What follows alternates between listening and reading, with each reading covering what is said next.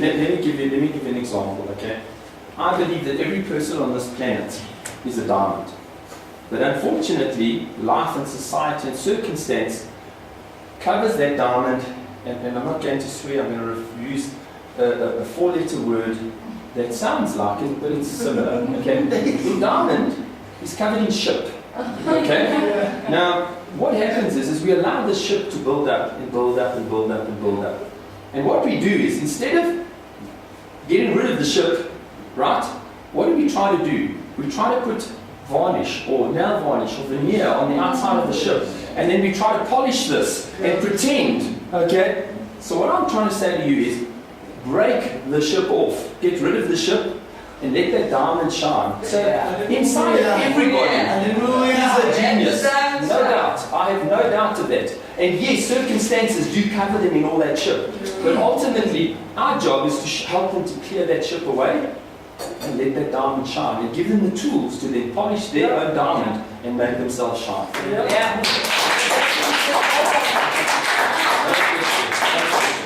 Okay.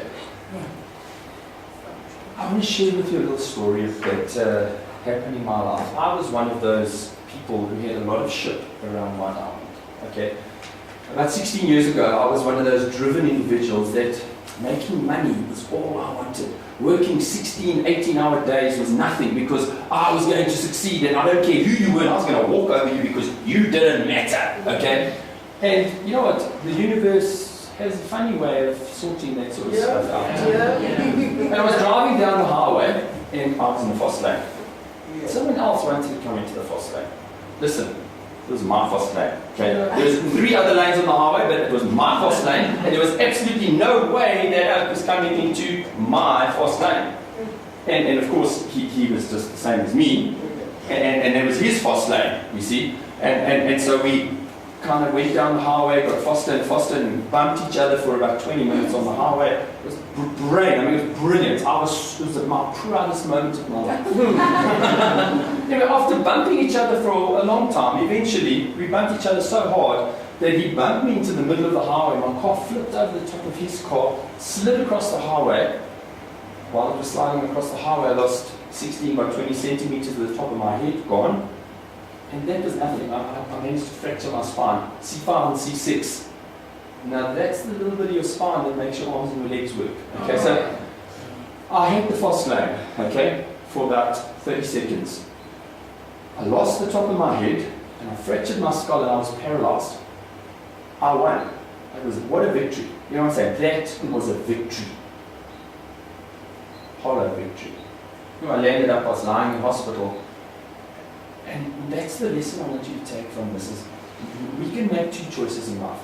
We can either choose to be a victim and lie there and go, this is really hard. Or we can be a victor and we can say, okay, this is a new challenge, a new obstacle being put in my way. How am I going to beat this? What am I going to do to beat this? And that's the choice I made. I was lying there, and the doctor walked into my hospital bed, looked down at me, and you know, he had this little look on his face. And you know when somebody's going, you're here for a long haul. That's what he thought. It wasn't what I thought. Okay? It's not about what you think, it's what I think. Yeah. That's what matters. So it's what you think. That's what sets the tone for your life. It doesn't matter what I think. I can think you're useless. But whose opinion matters? Yep. Wow. Right now in this room there are how many? 16, 18 opinions of me. Do any of them count? No. Whose opinion counts? Yours. Correct. Whose belief counts? Mine. Okay. Same thing there. Lying in the bed, looked up at the doctor, and I said to him, guess what, doc? I'm running comrades next year. Yeah. I mean, this is a guy lying there, can't even move his arms and his legs, okay? You know, he can smile.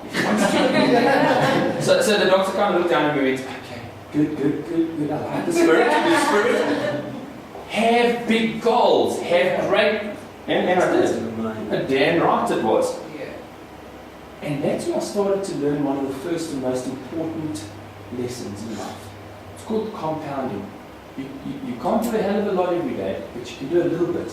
And as long as I do a little bit today, and I strive to be better tomorrow morning when I wake up, just a little better tomorrow than I was today, it's amazing. It just adds up over time. And eventually you become super successful. If I have two people, one person takes 125 calories out of their diet, one other person puts 125 calories in their diet. It's a can of Coke, guys. Can of Coke. After 5 months, with a rounding error, hardly any difference in weight. 31 months later, the guy that's taken 125 calories extra is 9 kilograms heavier.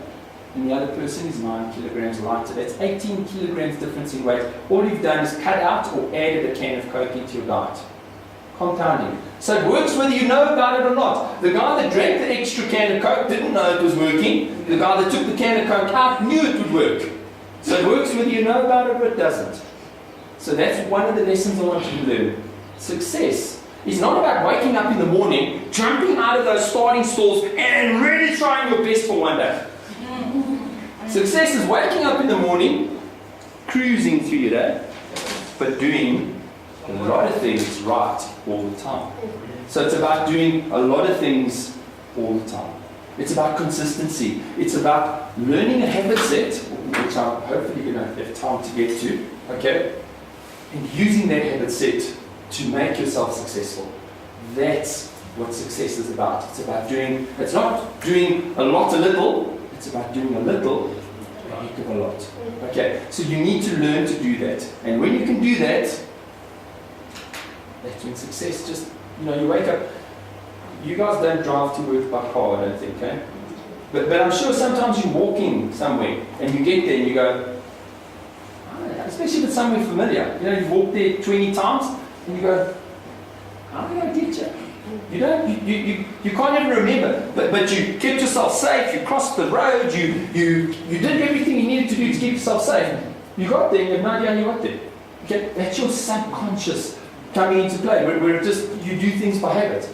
Now what I'm proposing to teach you is a system where you do things subconsciously and you arrive at success one day. You arrive at being somebody who can really look after your activities and you go, how do I get there? Yeah. But you know I've got you, because I'm doing the right stuff all the time. Because guess what? We have habits. We do things every day. So what do you want to do? Do you want to do the right stuff? By habit. Or do you want to do the wrong stuff? By habit. Yeah. So it's a case of teaching yourself to do the right stuff a lot. And before you know it, boom, things just start to, it's like that snowball that starts rolling down the mountain. Okay? It just gets bigger and bigger and bigger. And that's what you need to start looking for, is to build that momentum. I refer to it as Big Mo. Okay? You need Big Mo in your corner. Yeah. And the more Big Mo you've got in your corner, the more success you're going to enjoy over time. So get Big Mo in your side, get Big Mo in your corner, and make things start to happen for you. Okay. Now this is one of the most important things that I need you to get a grasp of. You need to have a reason why you want to do something. And let me give you an analogy, let me give you an example. If I had to take a plank, about this wide, okay, and I stuck it on the floor over here, and I said, who would take 100 rand from me to walk across that plank? How many of you are going to come take my 100? Okay. But I change one thing, okay? I take that plank now, and it doesn't work on the TV. I can point with my finger. I put that plank there, between those two buildings, okay? And the wind's blowing, and the rain's coming down. And I say to you, okay, who's going to take my 100 now? How many takers? Okay. What's changed? Same plank. What's changed is the danger. It's higher. But I changed one thing. You're on this building, plank's going across here, this building's on fire, and your child is standing on top of that building. How many people are going to walk across there now? Run across there now. Yeah. What's changed? Same danger, same rain, same wind, same plank, same height.